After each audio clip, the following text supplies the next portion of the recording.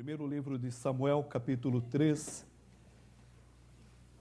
Eu peço que os irmãos me acompanhem na leitura dos versículos 11 a 13.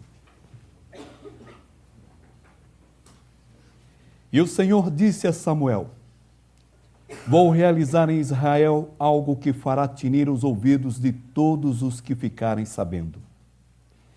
Nessa ocasião, executarei contra ele tudo o que falei contra sua família, do começo ao fim. Pois eu lhe disse que julgaria sua família para sempre, por causa do pecado dos seus filhos, do qual ele tinha consciência. Seus filhos se fizeram desprezíveis, e ele não os puniu. Vamos ter uma palavra de oração? Como é bom, Senhor, estar na Tua presença. Como é bom poder louvar ao Senhor como igreja, Teu povo reunido. Aceite a nossa gratidão. Mas rogo também ao Deus que o Teu Santo Espírito tenha toda a liberdade para falar aos nossos corações através desta palavra. O Senhor sabe como cada homem, cada mulher, esposo, esposa, pais e filhos se encontram nesse momento. O Senhor sabe, ó Deus, o que é necessário colocar em ordem. E a Tua palavra nos ensina isso. O Senhor tem falado com a gente. Então, mais uma vez, ministre aos nossos corações, no nome do Senhor Jesus. Põe em ordem a tua casa, segunda parte. Põe em ordem a tua casa, segunda parte. Você já viu uma casa em desordem? Uma bagunça mesmo. Você se sentiu bem quando viu isso? Você ficou feliz por ter ido, de repente, numa casa e tendo aquelas pessoas em autoestima, viu a bagunça que é aquela casa, você ficou feliz? Isso é muito triste quando acontece. Sabe por quê, amados? Porque ninguém se sente bem num lugar desarrumado, sujo. Você perde as coisas em meio à desordem. Você perde as coisas em meio à bagunça. E se há sujeira, então, essa sujeira pode espalhar, inclusive, doenças. Num lugar em desordem, num lugar de bagunça, aumenta a irritação, provoca desencontros e traz prejuízos.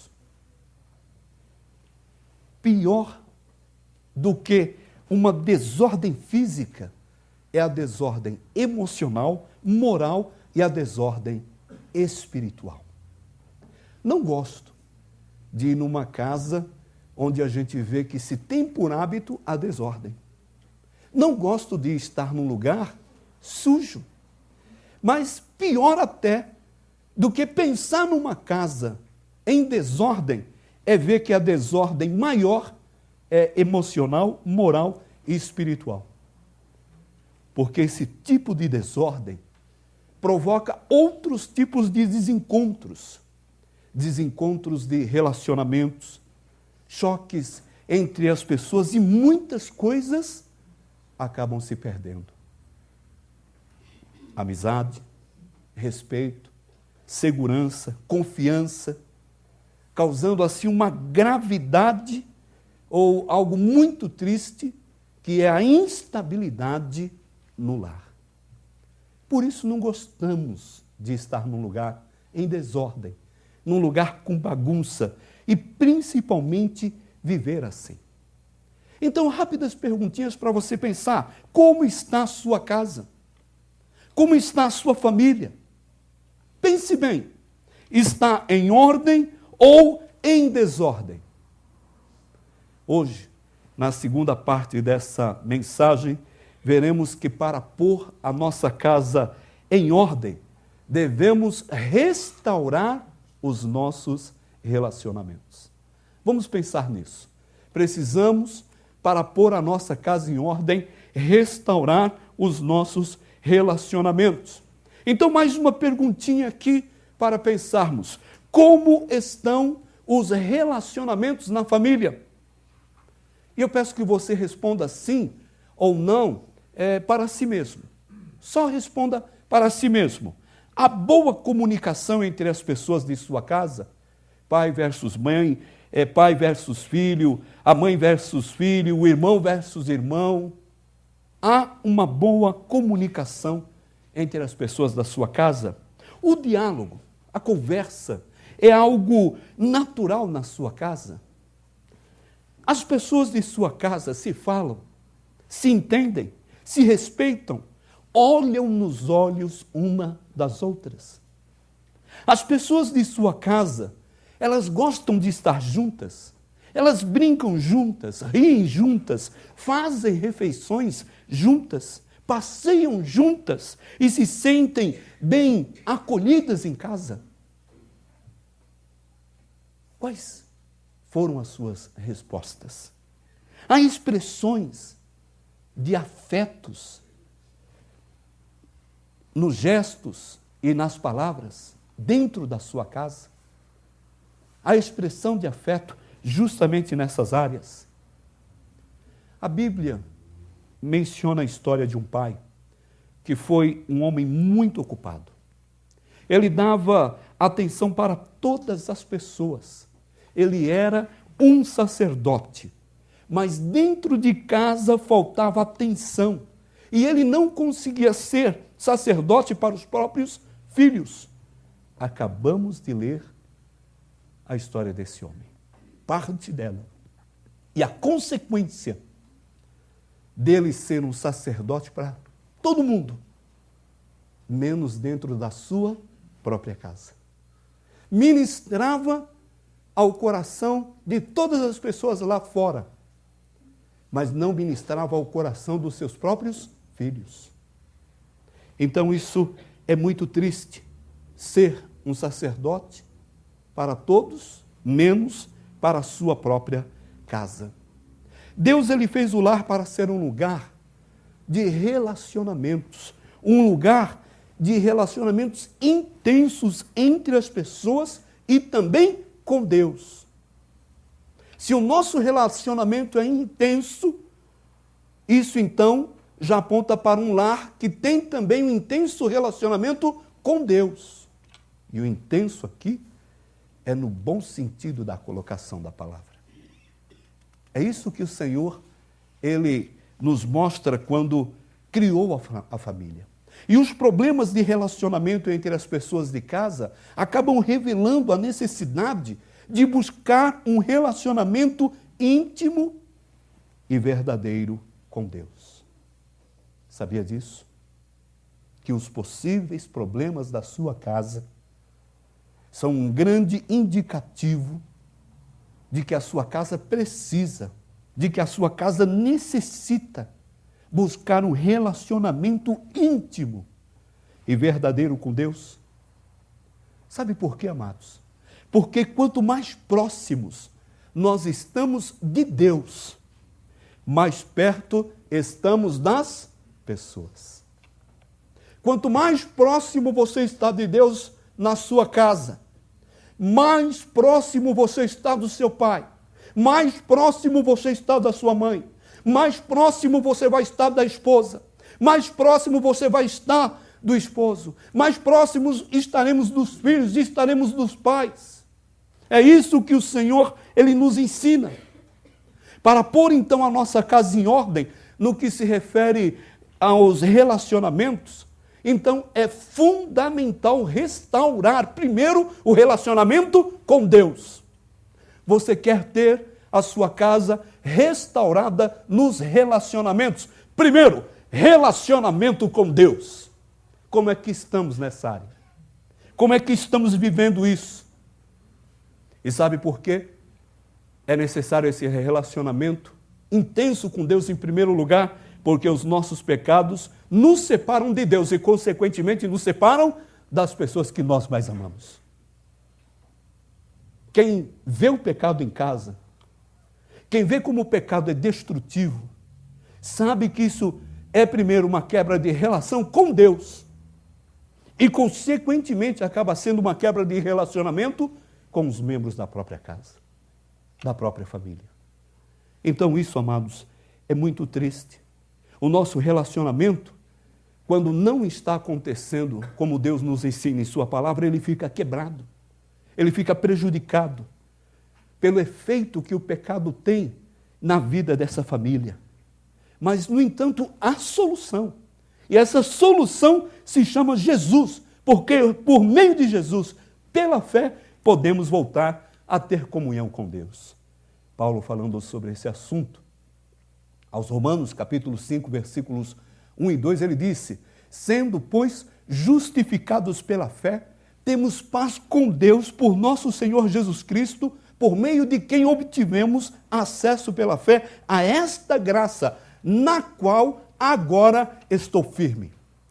Eu tenho paz com Deus na minha casa, eu tenho paz com as pessoas da minha casa.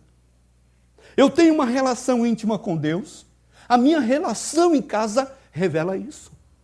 Se eu não tenho uma intimidade com Deus, a minha relação em casa também vai revelar isso. Porque os relacionamentos podem estar quebrados. Deus, Ele deseja ter um relacionamento pessoal com cada um de nós. Isso porque Ele nos ama. E por meio do sangue de Cristo, então, Ele tem o poder para limpar a nossa vida e limpar a nossa casa. Você pode ir numa casa e ver a desordem, ver a bagunça. E você sabe que só um detalhe naquela casa faria ela ficar um brinco. Você já foi num lugar assim? A casa é bonitinha. Ela tem tudo, de certa forma, nos seus devidos lugares. Mas as pessoas fazem aquele lugar ficar bagunçado, desarrumado, sujo. Eu lembro numa ocasião em que visitei uma pessoa, não é da nossa igreja, fiquem tranquilos, e essa pessoa, eles são em 5, o homem e a esposa e mais 3 filhas. E eu fui na casa dessa pessoa, e a casa um brinco. Tinha acabado de comprar, estava contente, feliz. Eles já estavam ali há 5, 6 meses. E ele disse, já coloquei tudo no lugar, está tudo arrumadinho. Mas quando eu entrei na casa, eu levei um susto.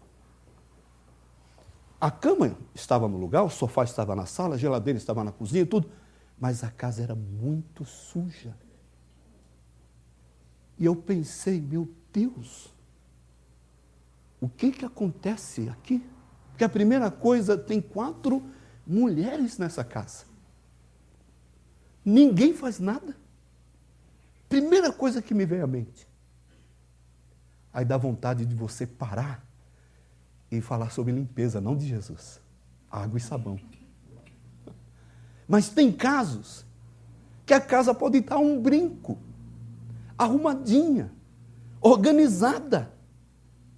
E aí não tem água e sabão que coloque ordem. Só o sangue do Senhor Jesus é que pode limpar, é que pode restaurar, é que pode, na verdade, fazer a diferença ali. Porque Satanás, amados, ele tem feito de tudo para afastar as pessoas de Deus, para afastar o homem, a mulher, os pais, os filhos de Deus. Satanás, ele tem cegado o entendimento espiritual de quem ele pode. E sabe por que ele faz isso? Porque ele é o príncipe deste mundo. Nós estamos no mundo onde o príncipe é o diabo. Então é claro que ele, sendo o príncipe desse mundo, encontrando uma brecha, encontrando uma oportunidade de entrar, ele então causa confusão na mente das pessoas. Satanás, ele vem e causa confusão nos lares, ele vem e causa até confusão na igreja, se permitirmos, nas escolas, nas instituições, governos e nações, porque estamos neste mundo e o príncipe deste mundo não é Jesus, é Satanás. E se nós deixarmos, e se nós permitirmos, se dermos uma brechinha, ele entra e vai procurar destruir a minha vida e a sua vida, a nossa casa. Sabe o que a gente tem aprendido em meio há tantas situações como essas que a maior tragédia da humanidade é a falta de relacionamento sadio com Deus e com as pessoas. A grande tragédia que envolve o mundo em que vivemos não é o fato de Satanás ser o príncipe deste mundo, não obstante ao que eu disse, que ele pode fazer muitas coisas ruins. Mas a maior tragédia é a falta de relacionamento sadio com Deus. Porque mesmo Satanás estando no mundo, mesmo todos os seus demônios a seu serviço, mas numa vida, numa casa onde há relacionamento com Deus, maior é o Espírito de Deus que habita em nós. Maior é a glória do Senhor. Maior é o poder da sua palavra. Maior é o poder do amor que o mundo só pode conhecer se olhar para o Senhor Jesus. É isso que nós podemos aprender. E nessa série de mensagens, põe em ordem a tua casa. Eu creio que Deus ele está trabalhando. Deus ele está curando. Ele está salvando pessoas aqui e salvando lares. Deus ele quer colocar em ordem também a minha casa, a sua casa, se nós estamos precisando. Eu não tenho dúvidas disso. Por isso que na primeira parte da mensagem, o assunto ministrado foi: santifique a sua casa, limpe a sua casa, põe em ordem a sua casa com a pureza, com o poder que é a nação do Senhor. Então é isso que o Senhor, ele nos ensina. Vamos fazer aqui, amados, uma aplicação dessas palavras, do conteúdo que até agora nós já recebemos. Vamos então só nos posicionar para essa aplicação.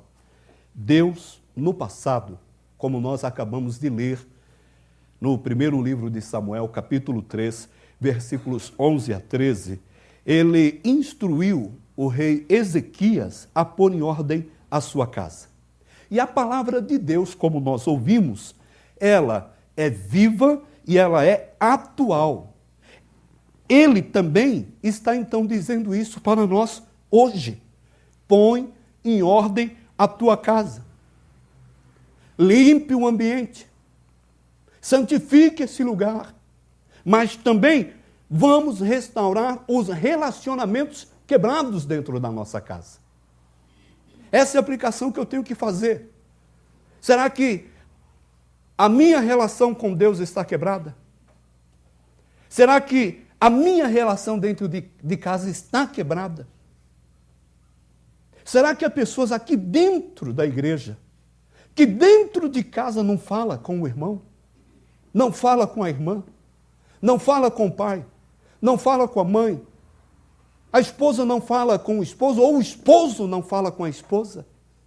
Que triste se isso estiver acontecendo na sua vida, porque você está permitindo uma ação não do Senhor, e sim da carne. Isso pode se tornar maligno. É triste quando a gente constata isso, quando a gente vê isso. Então aplique isso na sua vida, como nós estamos aqui procurando de maneira clara, simples, deixar você instruído. Você então entendeu que para restaurar o seu relacionamento em casa, você precisa primeiro restaurar o seu relacionamento com Deus. Você entendeu isso? Então, nessa aplicação, por favor, pense. Como está a sua relação com Deus em casa? Como está o seu período de adoração em casa? Como está a sua devoção em casa? Como está a instrução da palavra de Deus na sua casa? É você que pode, nesse momento, diante de Deus, dar as respostas. Ainda nessa aplicação, eu posso afirmar algumas coisas importantes, sem medo de errar. E vou fazer.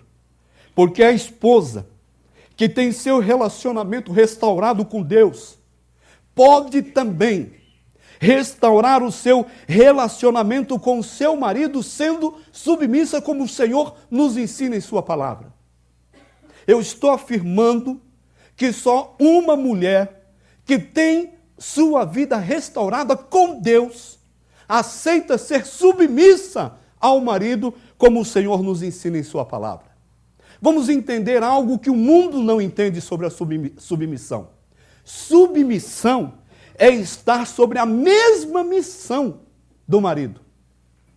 O marido também tem uma missão, que é amar a igreja e também está na mesma missão que a sua esposa. Mas no caso da mulher, submissão está sobre a mesma missão. Como Deus disse à mulher quando a criou, ele disse: você vai ser auxiliadora, você vai ser idônea, você vai ser companheira, você vai ser essa pessoa na vida dele. E o marido, é claro que fica feliz, abençoado, quando vê que tem uma companheira que está na mesma missão com ele. E participa, e auxilia, e é companheira, e é amiga, e é a pessoa que Deus vai usar na vida dele. É isso que o Senhor nos ensina. Então, não há problema com a submissão dentro do que a palavra de Deus nos ensina. É isso que o Senhor nos ensina. Gênesis 2:18 diz assim: então o Senhor Deus declarou: não é bom que o homem esteja só. Farei para ele alguém que o auxilie e lhe corresponda. Os homens que têm uma companheira aqui, dentro do que a palavra de Deus nos ensina, por favor, não só para ser ouvido, mas de coração e de alma, fala comigo: Deus seja louvado. Deus seja louvado. Amém, amados? Amém. Pense nisso. Porque se você não pode falar isso de coração, esposa, alguma coisa tem que mudar. E só uma mulher, com a sua vida restaurada numa relação com Deus, é que entende o papel que tem nesse ministério, que é estar na mesma missão do seu marido. Caso contrário, as coisas tendem a piorar. Ainda sobre esse assunto, Colossenses 3:18 diz: mulheres, sujeitem-se cada uma a seu marido, como convém. Eu gosto muito dessa tradução porque diz assim: a quem convém ou a quem está no Senhor. Só vai aplicar isso quem está no Senhor.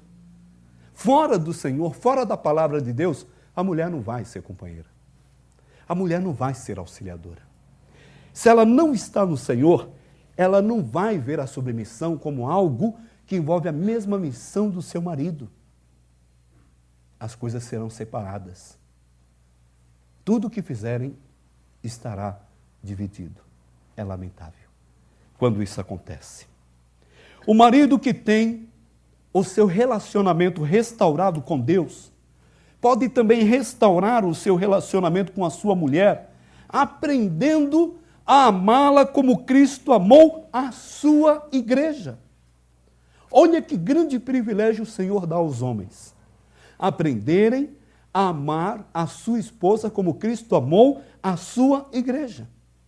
Efésios 5:25 diz: maridos, ame cada um a sua mulher, assim como Cristo amou a igreja e entregou-se por ela. As irmãs aqui, casadas no Senhor, não querem nada menos e nada mais do que o Senhor nos ensina em sua palavra. Amém, irmãs? Amém. O que as irmãs querem? O marido que também entregue-se por elas, como o Senhor Jesus fez por sua igreja. O que a minha esposa espera de mim é isso, nada mais e nada menos do que isso. E sabe o que é gostoso? É que em Cristo o Senhor me capacita e capacita cada homem que está aqui numa relação íntima com Ele a viver esse amor. E a buscar na prática esse amor. E dar evidências desse amor.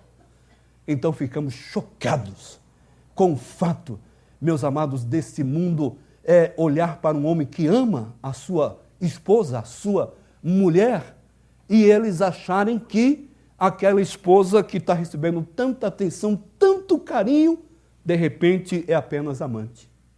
Já disse aqui, e fico horrorizado com o fato de chegar num lugar para deixar minha esposa, para fazer o cabelo, por exemplo, e depois de algum tempo a pessoa que está trabalhando no cabelo dela falar, nossa, esse seu amante é tão dedicado, né? E ele é meu amante, mas ele é meu marido. Como assim teu marido? Porque quem vem aqui nesse salão, filha, trazer aqui a mulher não é marido não, é amante, viu?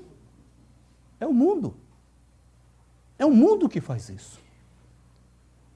Nós não. Nós amamos, nos entregamos, participamos, doamos. E eu vou além, eu escolho até a cor da tinta do cabelo da minha esposa. Não tem o risco de alguém perguntar, sabe que cor é? Eu sei que cor é. Número 67, cor chocolate, está lá. Já entreguei. Está lá. Eu escolho, eu compro. Então, não tem porquê, meus amados, ter qualquer vergonha, mas isso não é nada. Porque as grandes lutas do dia a dia não está em apenas fazer isso, está em entregar-se, viver para. Em casa, acontece uma coisa interessante. Eu tenho 3 crianças. E um deles já não está fazendo mais isso, porque quer deixar de ser criança e ir para a sua casa. Mas as outras 2 ainda fazem. Eles fiquem tranquilos que eu não vou dar o nome de ninguém. Mas eles querem uma coisa, que de repente eu disse não. Como eles são crianças, eles vão falar com a mãe. E sabe o que é interessante? Eu amo quando eles fazem isso, porque eles falam isso e às vezes eu pego eles falando, fala com a mãe, pai, mãe, fala com o pai que ele vai fazer isso se você falar. Aí eu fico feliz, eu falo, essa é minha mulher. Vocês não tentem dobrar que é minha mulher. Não? Mas o duro é que quando ela pede, eu também faço. Eu não consigo atendê-los, às vezes, de imediato. Mas ela chega e fala, Marcos. Aí eu, sim. Aí ela, isso não é nada, vai lá, faz, pode fazer. Claro, filho, mas eu não tinha dúvidas, vou lá e faço.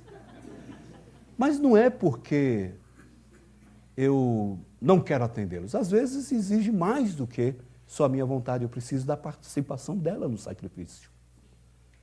Mas eu amo. E eu quero que você aprenda que isso é uma decisão tomada. É uma decisão que eu tomo todo dia de me entregar. Aprender a me entregar. E sofro muito quando falho, quando sou pego numa situação onde eu excluí de alguma situação. O Senhor, Ele nos ensina em Sua palavra, maridos, ame cada um a sua mulher, Colossenses 3,19, e não a tratem com amargura. Olha que coisa tremenda. É como se dissesse, não sirva para a pessoa que você ama águas amargas. Pelas atitudes, pelas ações, pelo comportamento. E o Senhor, Ele vai usando esse remédio que eu preciso beber, e não é de 8 em 8 horas, ou de 12 em 12, ou de 24 em 24 horas. Esse é um remédio que não tem efeito colateral. Eu posso beber a todo instante, ele só me faz bem. Aí eu bebo desse remédio. Então eu tenho que lembrar que as atitudes, as ações, as falas, tudo não pode gerar um sabor amargo na nossa relação. É isso que o Senhor nos ensina em Sua palavra. Os filhos que têm seu relacionamento restaurado com Deus, podem restaurar o seu relacionamento com os pais quando andam em obediência. Porque filhos que têm uma relação com Deus não andam em desobediência em nome do Senhor Jesus. É incompatível. É impossível. O filho está numa íntima relação com Deus e a desobediência está presente na relação dos pais ou com os pais. Obedecer quando a vontade do pai e da mãe e a nossa é fácil, né? É a mesma. Não, amados, não fica difícil obedecer quando a vontade do filho, a vontade do pai, a vontade da mãe é a mesma. Aí é fácil obedecer, não é verdade? Aí é maravilha. Obedecemos sem qualquer dificuldade. Mas quando é difícil, que a vontade do pai e da mãe é diferente da do filho, da filha, como é difícil obedecer. E mesmo assim o Senhor nos ensina que precisamos obedecer.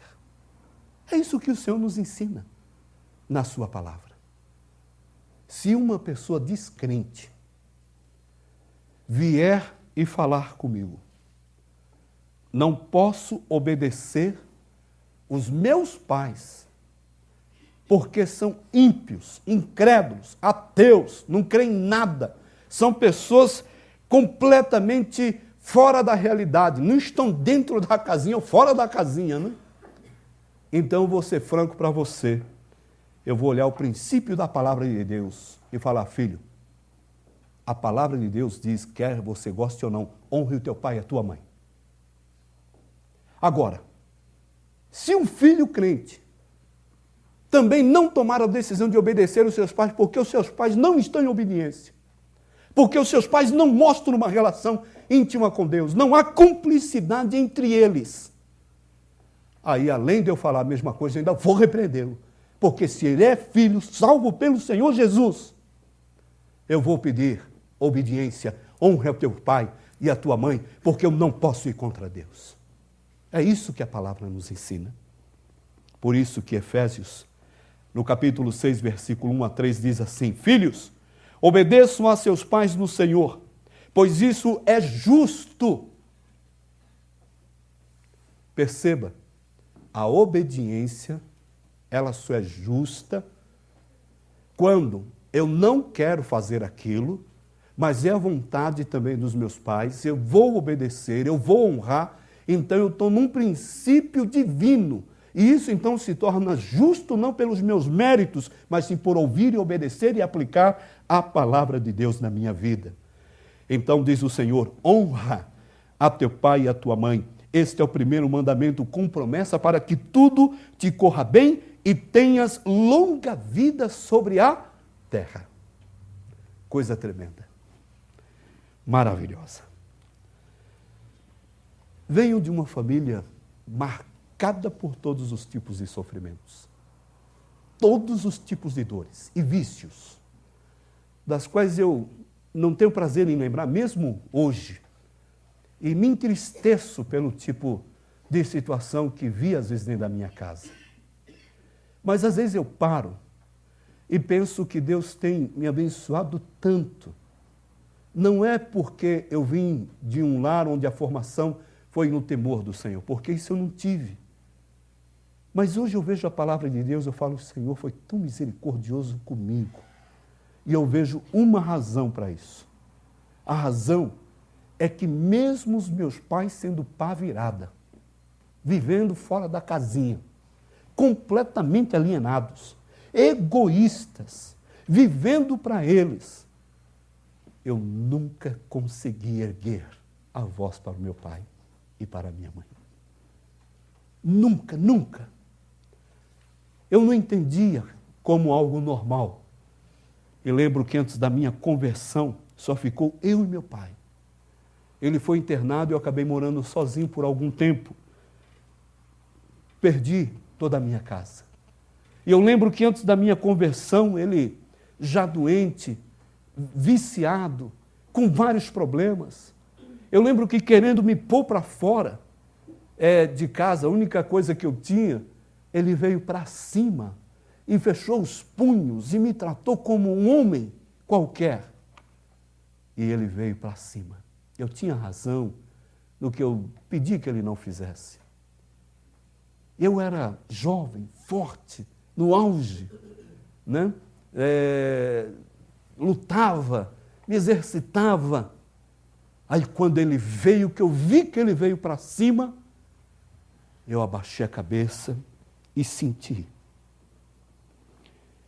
o soco, o chute. Ergui a cabeça. Ele menor do que eu. Olhou para mim e falava, venha! Eu me joguei aos pés do meu pai e falei, nunca. Eu não posso fazer isso. O seu único homem que eu tenho na minha vida para respeitar. Meu pai entrou para dentro e eu fui dormir fora. Voltei no outro dia, ele me tratando doce, de maneira amável. E eu o internei. Ele ficou 5 anos internado. Eu olho hoje e tento entender como que Deus é tão bom. Eu volto o meu coração para esse princípio. Eu não sabia disso. E eu vejo como que Deus me abençoou. E eu vejo essa fala ainda no meu coração. Honra, respeita. Não tem a mesma atitude. Não tem o mesmo comportamento. Não faça isso. Nós precisamos aprender, amados, que o relacionamento ele pode ser restaurado. Mas primeiro ele tem que ser com Deus. E aí o Senhor dá condições de você restaurar com os seus pais. Os pais que têm seu relacionamento restaurado com Deus podem restaurar o seu relacionamento com os filhos quando aprende a exercitar a paciência com eles, né? E na vida deles, sem provocar a ira dos filhos, fazendo coisas que não lhes agradam.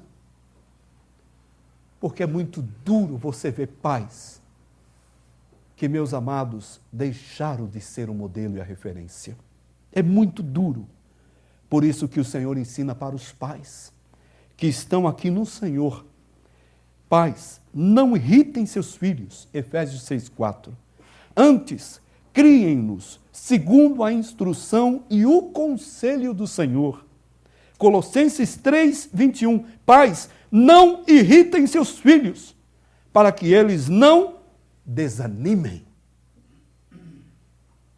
Talvez tenha filhos aqui, quebrados e machucados, até desanimados, pelo tipo de relação que existe com o pai. E uma falta de relação, como ensina o Senhor, do pai com o filho. Se há algum filho assim, por mais que o seu pai ou mãe, são pais aqui, esteja dando um motivo, em nome de Jesus, não desista dos seus pais. Não desista da sua casa. Não desista da relação com o Senhor. Creia, porque o Senhor pode restaurar essa casa. Irmãos que têm seu relacionamento restaurado com Deus, podem restaurar o relacionamento com os seus irmãos. Nós vemos isso na palavra. Eu conheço em particular uma família que por anos 2 irmãos não se conversam. Moram na mesma casa, fazem a refeição na mesma mesa, partilham de todas as situações que envolvem essa casa, mas eles não se falam, não conversam, não trocam uma palavra. E eu já vi isso algumas vezes, quando eu vou a essa casa. E é triste, porque quando um fala uma coisa engraçada, o outro abaixa a cabeça e fica sério. Quando inverte o papel e aquele que antes estava aborrecido, vê o irmão falando alguma coisa naquela relação com a visita, então ele é que faz bico e faz questão de demonstrar isso. Amados, que coisa triste.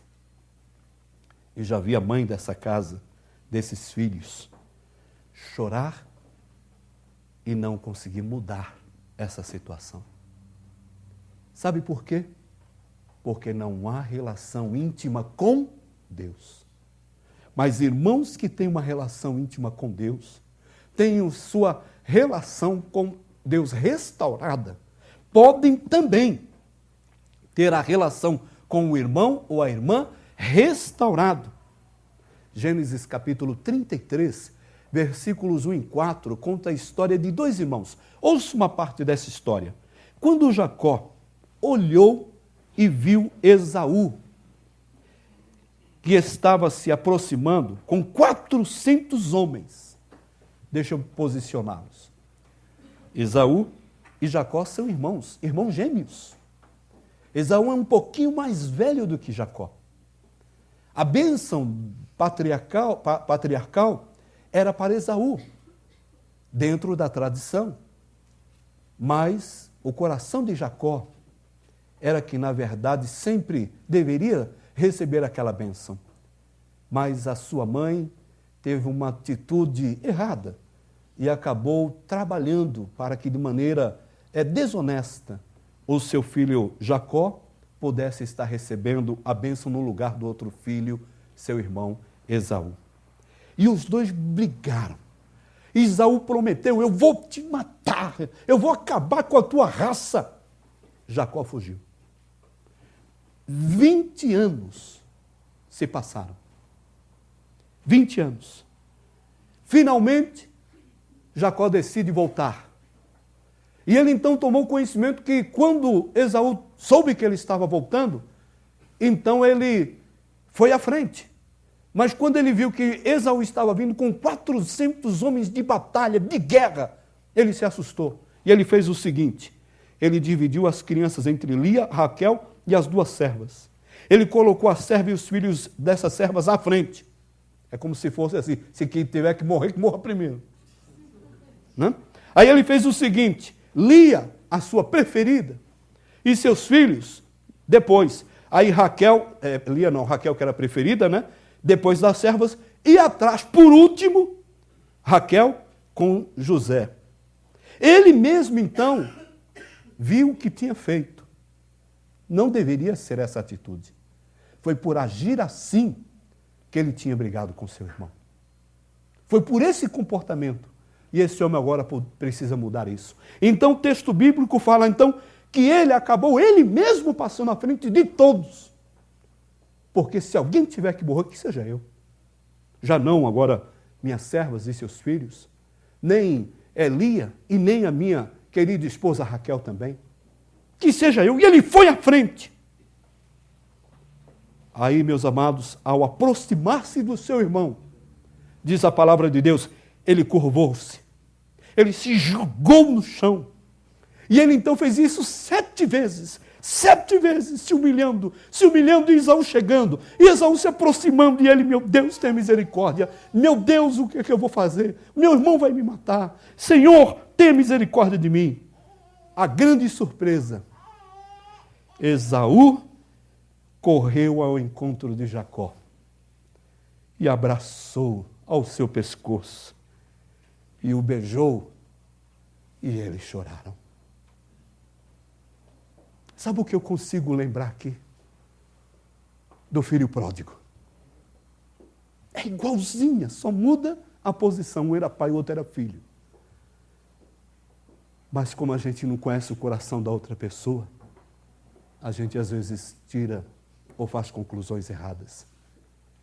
E o que fez, então, Esaú? A semelhança do pai, que teve o seu filho indo embora, quando viu de longe, diz a palavra que ele foi até em direção do seu filho. Não esperou que seu filho chegasse, ele foi ao encontro de seu filho. Então o seu filho veio se humilhando, como Jacó fez aqui. Mas e diz a palavra que o pai abraçou o filho, agarrou pelo pescoço, beijou, cheirou, porque ele tinha agora uma relação com Deus.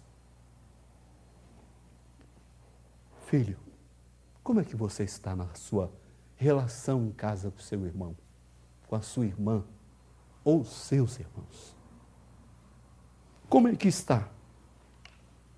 Porque Esaú e Jacó foram inimigos por 20 anos.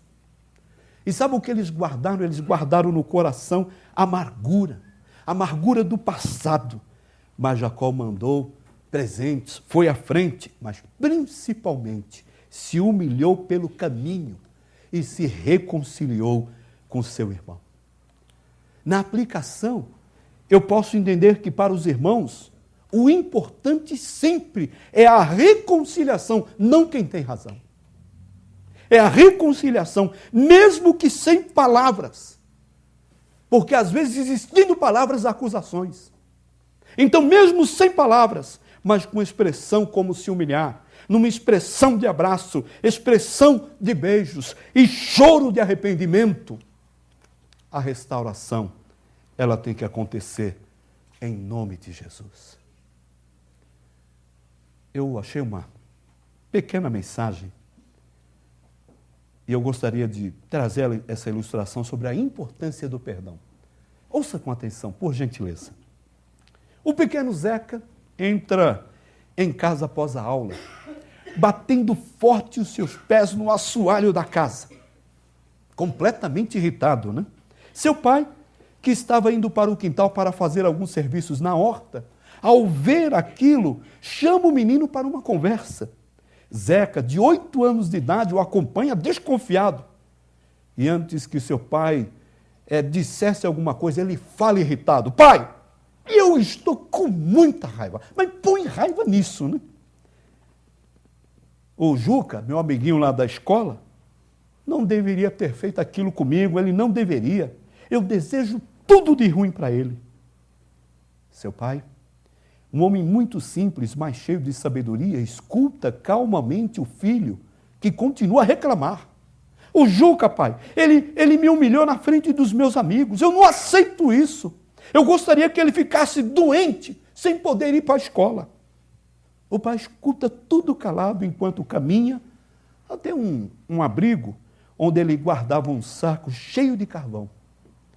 Levou o saco até o fundo do quintal, onde tinha o varal da casa também, e o menino agora o acompanhou calado. Zeca então viu o seu pai abrir o saco de carvão, e antes mesmo que ele pudesse perguntar alguma coisa a respeito, o pai lhe propõe algo. Filho, faz de conta que aquela camisa branquinha que está no varal está secando, é o seu amiguinho Juca. Hein? Gostou, né, filho?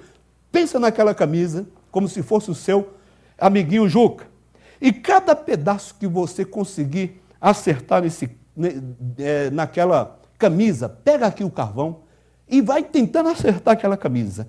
Cada pedaço é um mau pensamento seu endereçado a ele.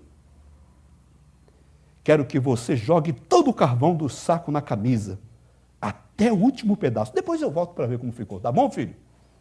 O menino achou isso interessante. Pô, essa brincadeira é boa e ainda eu posso descontar. Joga o carvão no Juca, né? Aquela camisa agora era o Juca. Então o varal, que estava um pouco longe, fez com que o menino acertasse poucos carvão sobre a camisa. Ele não conseguiu acertar todos. Na verdade, muito poucos. 1 hora se passou. E o menino terminou a tarefa. O pai, que espiava tudo de longe, se aproxima do menino e lhe pergunta: filho, como está se sentindo agora? Ah, pai, estou cansado, estou muito cansado. Mas, pai, eu estou alegre porque eu acertei muitos pedaços de carvão na camisa, pai. O pai olha para o menino, que fica sem entender a razão daquela brincadeira, e carinhoso lhe fala: filho, venha comigo até o meu quarto, eu quero lhe mostrar uma coisa. O filho acompanha o pai até o quarto, e ele então, pelo pai, é colocado na frente de um grande espelho, onde pode ver todo o seu corpinho. Que susto, que susto! O Zeca só conseguia enxergar seus dentes e os seus olhinhos, de preto que ficou, tentando pegar todo aquele carvão para acertar numa camisa. É assim que ele ficou. O pai então lhe diz ternamente: filho, você viu que a camisa quase não se sujou?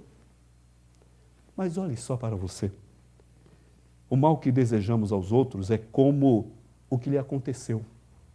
Por mais que possamos atrapalhar a vida de alguém com nossos pensamentos, a borra, a sujeira, os resíduos, a fuligem, acabam ficando sempre em nós. Como que você está? Quais estão sendo as nossas atitudes, as nossas ações na relação com a nossa casa e com a nossa família. Sabe o que aprendemos com essa simples ilustração? Primeiro, cuidado com seus pensamentos. Eles se transformam em palavras. Segundo, cuidado com suas palavras. Elas se transformam em ações. Terceiro, cuidado com as ações. Elas se transformam em hábitos. Quarto, cuidado com os hábitos. Eles modelam o seu caráter. E quinto e por último, cuidado com o seu caráter. Ele controla o seu destino. E às vezes a gente vê isso, amados, na relação entre esposo e esposa, entre pais e filhos, entre irmãos e irmãos. E aí queremos a bênção do Senhor. Na aplicação final dessa palavra, eu quero afirmar que Deus, Ele quer curar nossas famílias. Mas há coisas que jamais acontecerão em nossas casas se nós não tomarmos as iniciativas. Deus, Ele quer que você dê o passo. Deus, Ele quer que você entenda isso. Ele não vai fazer algo que você pode fazer. Deus não vai fazer. Essas são ações práticas que abençoam nossas casas e que dependem de nós. Deus não vai fazer por nós. E não vai mandar um anjo entrar em nossa casa para fazer as coisas por nós. Põe em ordem a tua casa. Qual será a sua decisão? Curvemos nossas cabeças.